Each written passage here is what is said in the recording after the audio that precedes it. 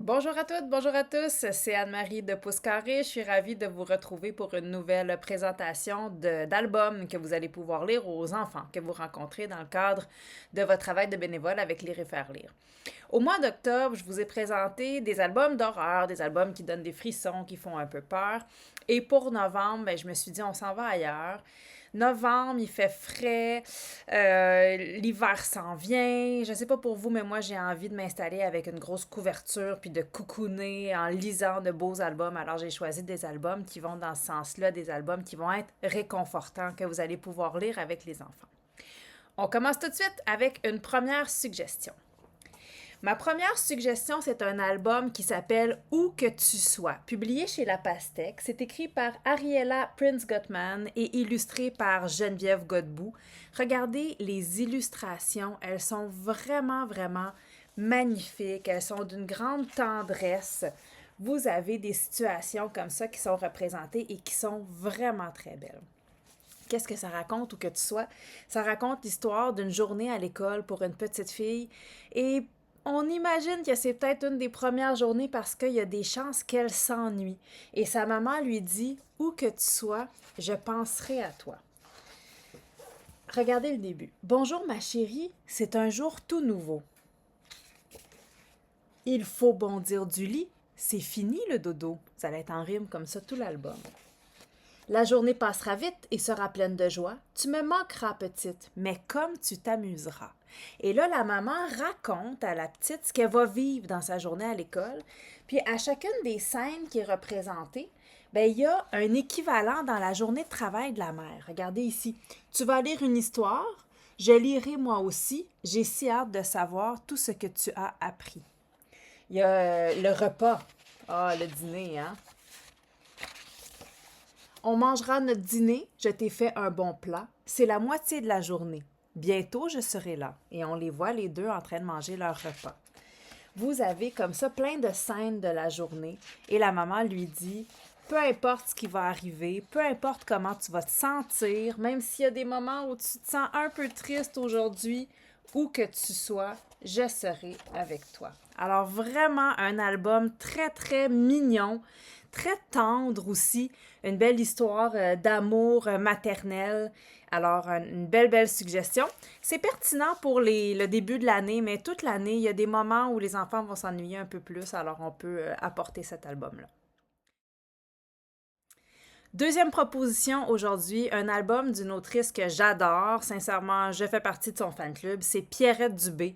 Et je vous propose aujourd'hui le magnifique album de Pierrette Dubé illustré par Aurélien Galvan, La boîte aux lettres. C'est paru aux éditions de La Courte Échelle. Vous avez encore une fois ici de magnifiques illustrations. Il y a un côté encore une fois très tendre, très délicat. Des illustrations là, qu'on a vraiment du plaisir à observer aussi parce qu'il y a des petits détails qui ne sont pas mentionnés dans l'histoire et qui ajoutent des couches de sens. Dans cet album, vous avez le personnage d'Octave qui, un jour, décide d'aller voir son amie Célestine et Célestine lui dit qu'elle a reçu une lettre de sa cousine. Alors là, Octave, un peu jaloux, hein, se dit, moi aussi, j'aimerais ça recevoir des lettres, j'en reçois jamais. Puis Célestine lui dit, c'est normal, tu reçois jamais de lettres, t'as pas de boîte aux lettres. Octave se dit, ouais, j'ai pas de boîte aux lettres, puis en plus, j'ai pas de cousine. Elle lui dit, t'as juste à aller à la quincaillerie, ils en vendent. Donc, Octave se rend à la quincaillerie et va décider d'acheter une boîte aux lettres en forme de bateau. Hein, on l'a vu sur la couverture ici. Il va acheter une boîte aux lettres, installer sa boîte aux lettres, et là, tout le monde lui dit qu'il y a donc bien une belle boîte aux lettres, mais jamais de lettres ne sont déposées dans sa boîte aux lettres.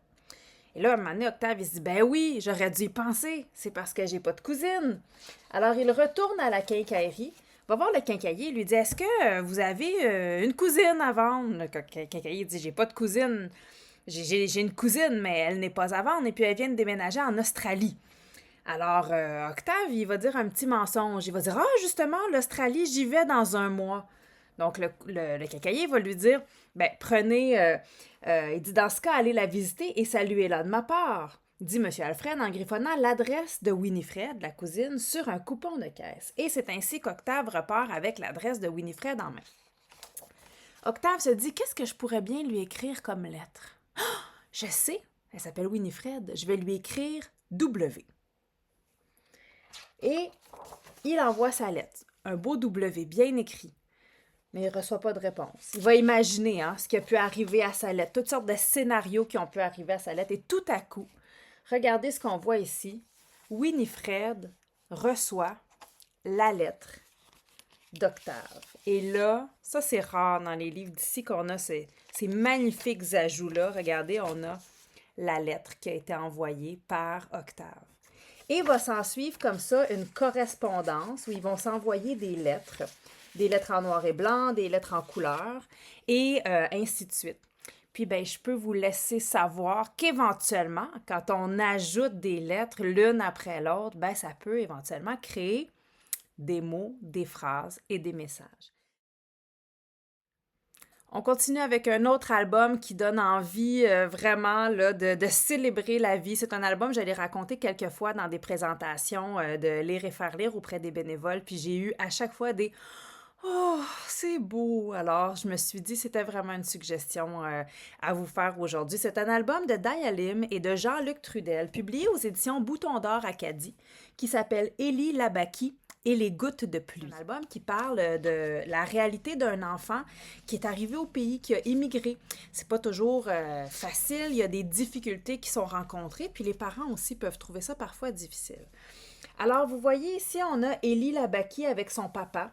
Ils sont au lit. Il dit « Papa me borde, je proteste. » Il dit « Il n'est même pas 7h30. » Puis, finalement, il est un peu inquiet. Élie dit à son papa « Papa, est-ce qu'on va retourner au Liban? » Là, son papa le rassure. Il dit « On en discutera une autre fois, mais maintenant, dors, Habibi. » Il n'est pas certain, il hésite.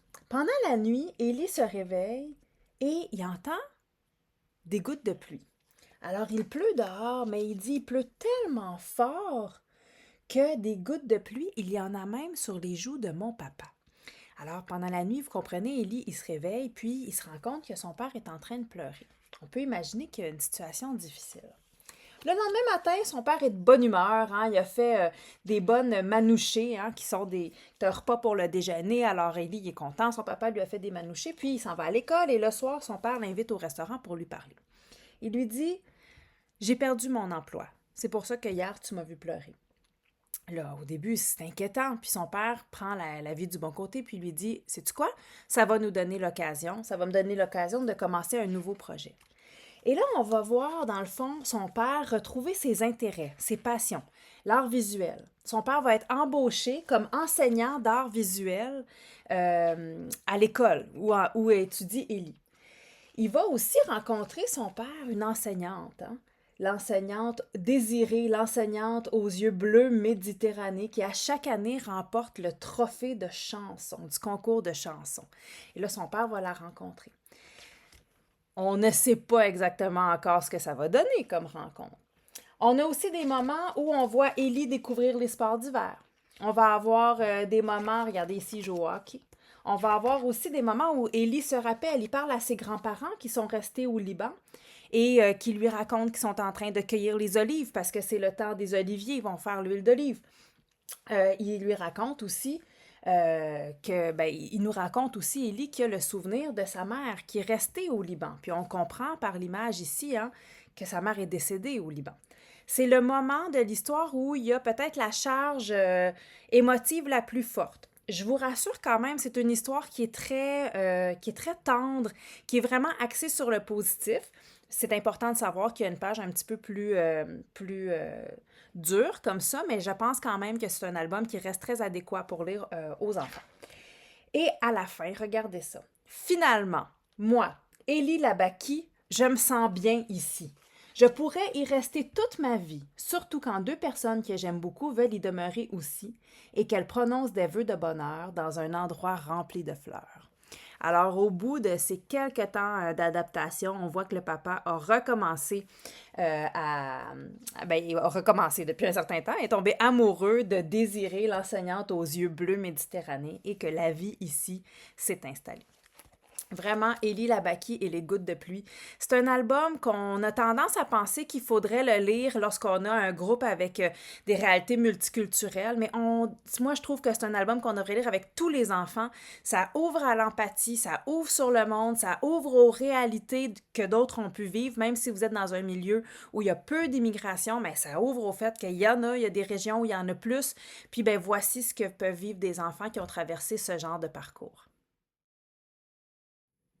Je vais terminer avec un album que j'adore. Et là, je vais vous faire une petite confession. C'est un album que j'ai lu des dizaines et des dizaines de fois à ma fille quand elle était enfant.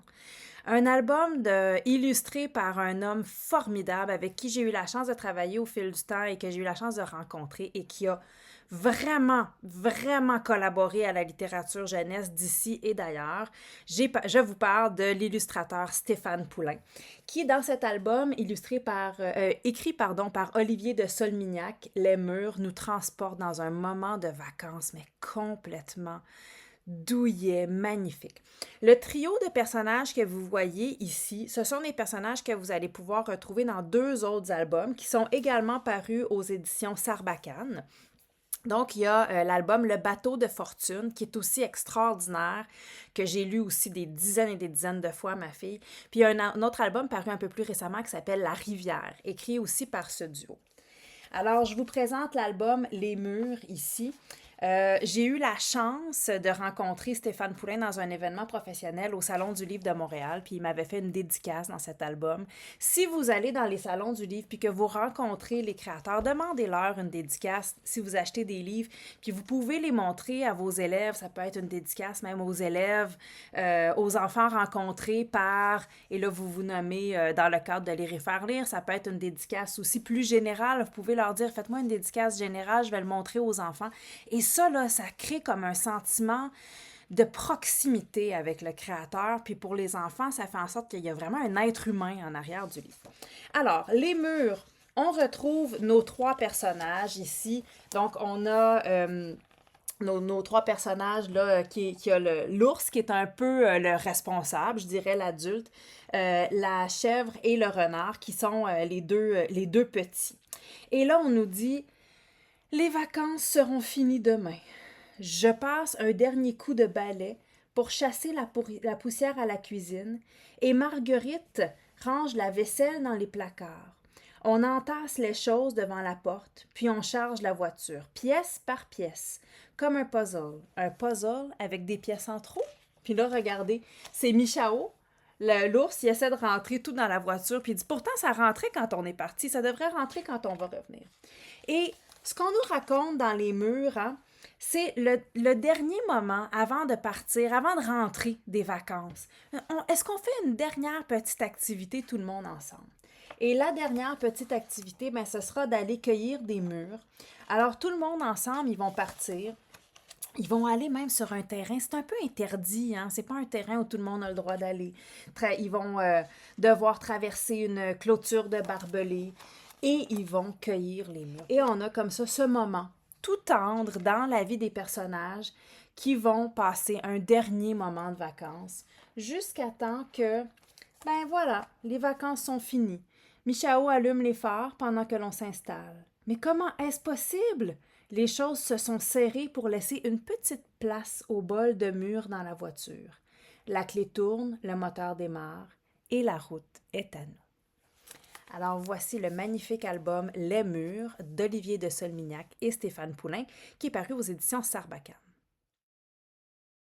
J'espère que ces quelques suggestions de lecture vous ont donné envie de vous blottir avec votre petit groupe, d'avoir un moment tout tendre, tout délicat.